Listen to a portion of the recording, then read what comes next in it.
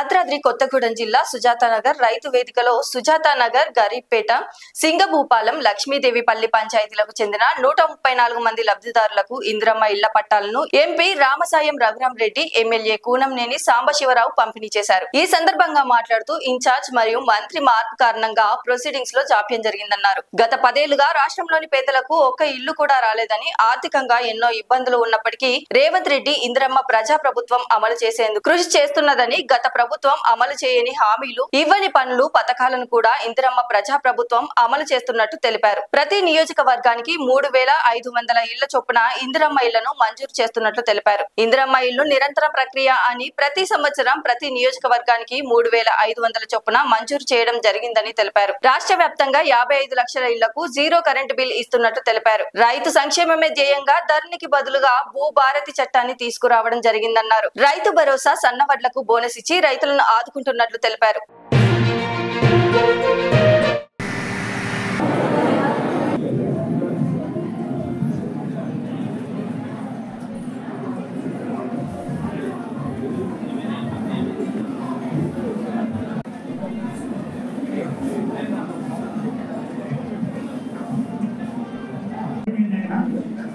Parliament సభ్యులు రామసాయం రఘురామరెడ్డి గారిని వేదిక మీదకి రావాల్సిందిగా కోరుతున్నాం.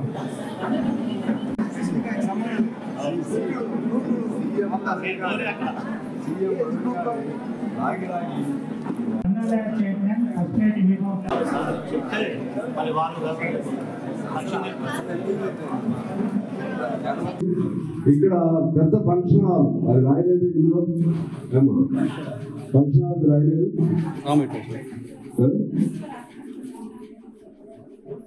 ఇప్పుడు ఉంది బిల్డింగ్ ఉంది హ్యాపీగా పాత అది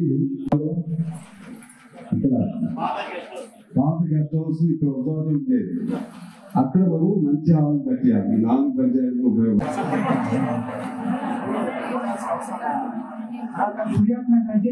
లక్ష్మీకాంత్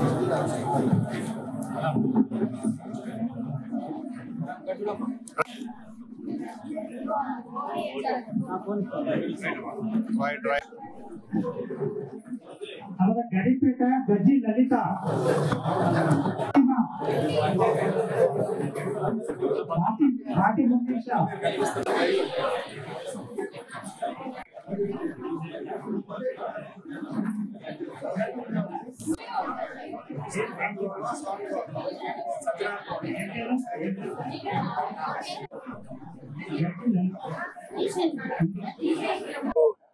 సుజాతానగర్ గ్రామంలో హౌసింగ్ డిస్ట్రిబ్యూషన్ సంబంధించి ప్రొసీడింగ్స్ రావటం ఆలస్యం అవటం వలన గరీబ్పేట, లక్ష్మీదేవిపల్లి, సుజాతానగర్, సింగభూపాలం ఈ 4 గ్రామ పంచాయతీలకు అప్పుడు మిగిలిపోయిన వాళ్ళకి వాళ్ళ ఈ పట్టాల హౌసింగ్ శాంక్షన్ మంజూరీ పత్రాలని మంజూరు చేయటం ఇవ్వటం జరిగింది.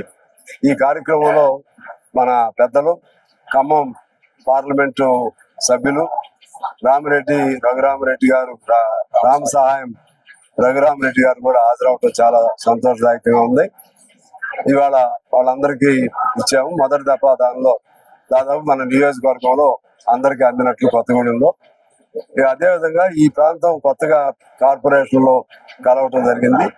ఈ కార్పొరేషన్ లో కలిసిన సుజాతానగర్ ప్రాంతాన్ని మరింతగా వేగంగా ఆధునీకరణ వైపు, పట్టణీకరణ వైపు తీసుకెళ్ళడానికి కూడా అన్ని ప్రయత్నాలు చేస్తున్నాం. జూనియర్ కాలేజ్ కానీ, బస్ స్టాండ్ ఇటువంటి అన్ని కూడా అని చెప్పి తెలియజేస్తూ, మీ అందరూ ఇవాళ ఈ ప్రభుత్వం నిజంగా 10 ఏళ్లలో ఎవరికి ఇళ్ళు కానీ, రేషన్ కార్డులు కానీ, ఇటువంటి గ్యాస్ ఇటువంటి సౌకర్యాలు ఎప్పుడు కూడా లేవు.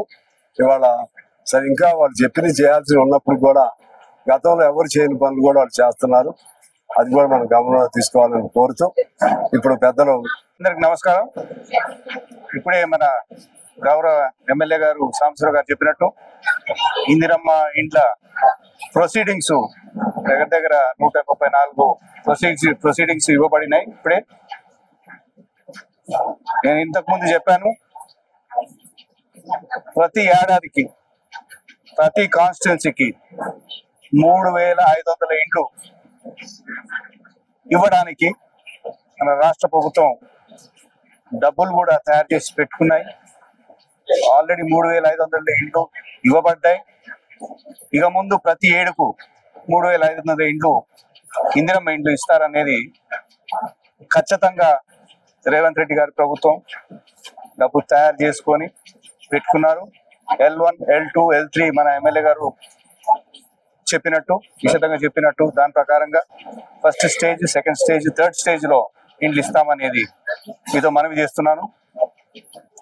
ఒకటి గమనించండి, పాత ప్రభుత్వం ఇచ్చిన నిధులు ఇస్తూ మేము ఇంకొంత అందరికీ ఏదో విధంగా సాయం చేయాలనే తపనతో మన ముఖ్యమంత్రి గారు, వారి మంత్రి బృందం, ఎమ్మెల్యేలందరూ కలిసి మిత్రపక్షాలతో కలిసి వారితో ఫ్రెండ్లీ ఉన్న పార్టీస్ అంటే సిపిఐ పార్టీ, మిగతా పార్టీలందరూ కలిసి కృషి చేస్తున్నారు. మీరు చూడండి, అవి ఇస్తూ సన్నబియ్యం 14,000 కోట్ల రూపాయలు, బోనస్ 14,000 కోట్ల రూపాయలు, ఉచిత కరెంట్ దగ్గర దగ్గర 55 లక్షల ఇండ్లకు ఉచిత కరెంటు పొందుతుందన్నమాట. No bill, zero bill. అదే విధంగా స్త్రీల బస్సు ప్రయాణం మనమేమో ఉచితంగా ఇస్తున్నాం, కానీ దానికి ఖర్చు ఉన్నదన్నమాట. దగ్గర దగ్గర 4,000 కోట్ల రూపాయలు ఖర్చు వస్తుంది. 25 లక్షల రైతులకు రుణమాఫీ ఆల్రెడీ అయిపోయింది. రైతు బంధు, దాన్ని రైతు భరోసా పెట్టి 12,000 కోట్ల రూపాయలు ఆల్రెడీ ఫస్ట్ ఇన్స్టాల్మెంట్ లో ఇచ్చి మొన్న 9,000 కోట్ల రూపాయలు మళ్ళీ ఇచ్చారు. రేషన్ కార్డు ధరని, అది ఎన్నో కోర్టు కేసులలో చిక్కుకున్న ధరని తీసేసి ఇప్పుడు భూభారతి తెచ్చారంటే 3 స్థాయిలో మీకు అపీల్ చేసుకోవచ్చు, దాన్ని రెక్టిఫై చేసుకోవచ్చు అన్నమాట. ఇన్ని సంక్షేమ పథకాలు, 7.5 లక్ష కోట్ల అప్పున్న ఈ ప్రభుత్వం కష్టపడి డబ్బులు ఎక్కడి నుంచన్నా తీసుకొచ్చి ప్రజలకు సాయం చేయాలనే తపనతో పనిచేస్తున్నదని మనవి చేస్తూ సెలవు తీసుకుంటున్నాను. Thank you. లైక్ చేయండి, షేర్ చేయండి, సబ్స్క్రైబ్ చేయండి. మరిన్ని వీడియోల కోసం బెల్ సింబల్ పై క్లిక్ చేయండి.